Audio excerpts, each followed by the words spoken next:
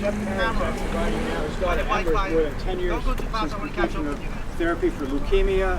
The Gallaghers, Dennis, Mark, and Paula, their son Kevin isn't here, but Kevin's doing an internship somewhere at Bristol, and they're riding. So the Gallaghers, where are the Gallaghers? Raise your hand. Right. Maggie Bella is riding for her daughter, Jessie. I mean, this Maggie. Hey, hi, Maggie. And then Naveed Nour. Naveed is riding for Ario. You saw little Ario riding around. He's riding for Charlotte. Yes.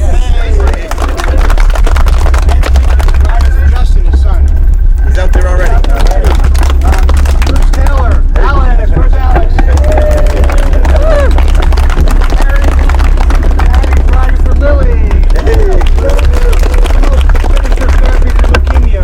About 2 more months for therapy. And we have 2 volunteers who they've written before, but Jonathan Byron and his daughter Nour.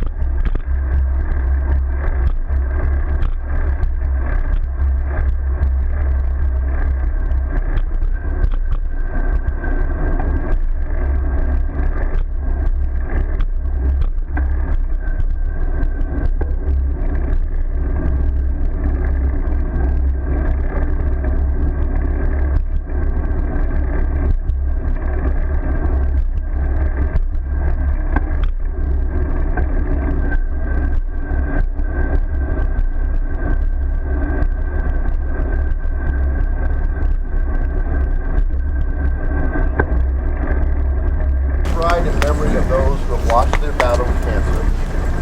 Ride to provide strength to those who are currently receiving treatment. Ride in thanks for those who have survived cancer. And lastly, ride proudly, as your commitment and efforts today are helping to close the gap between the hope and the reality of finding a cure for cancer.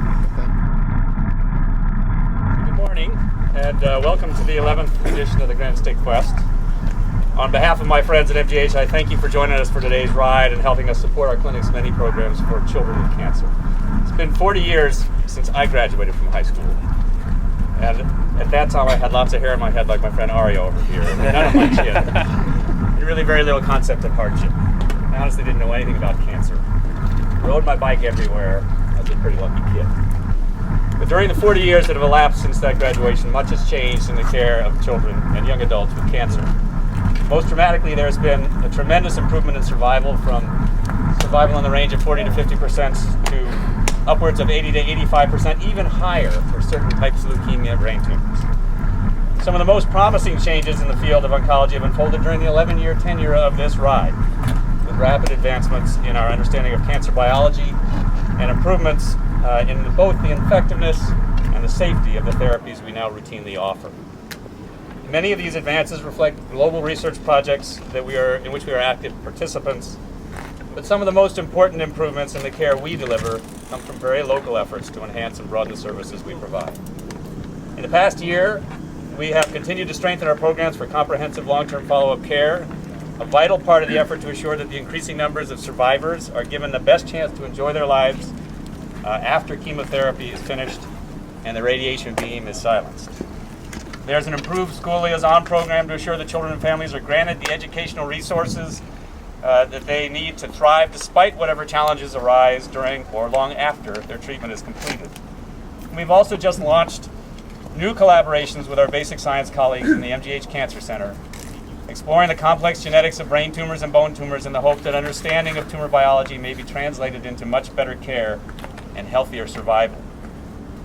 Much of this new work is supported by fundraising by families and friends like all of you, without whom these efforts wouldn't be possible. 40 years ago, I graduated from high school, but I had the privilege to attend another high school graduation. And this was a ceremony that included a young woman who came to us with no parents, no home, and only one leg.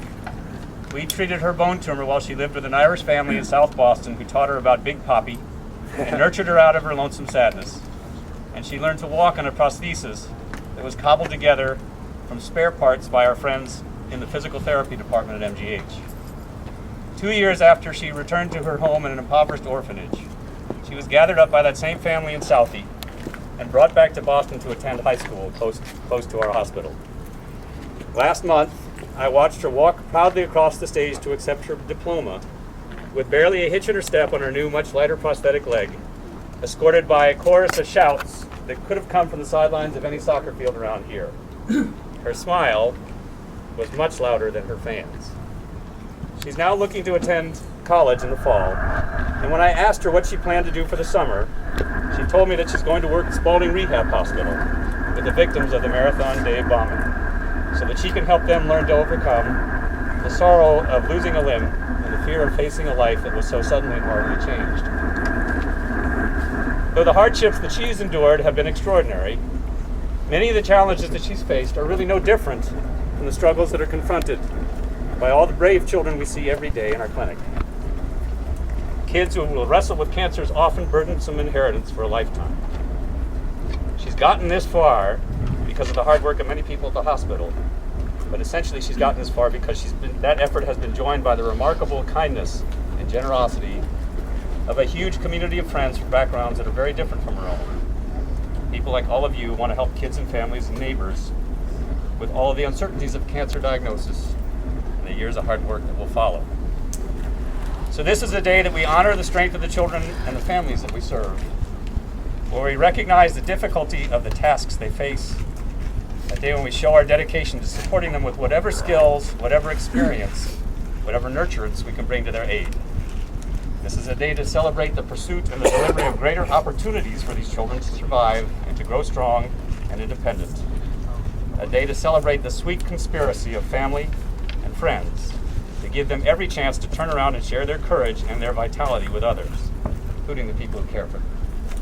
And finally, this is a day to say thank you to all of you who joined us this morning, with special thanks to our wonderful steadfast friends here at the GSQ, Bruce and Bonnie and Nancy and Susan and Greg and Bob, and of course all the volunteers who organized this event for the last 11 years. Please be careful of the heat. Have a great ride, and we'll also look forward to seeing you at the barbecue. Thank you very much.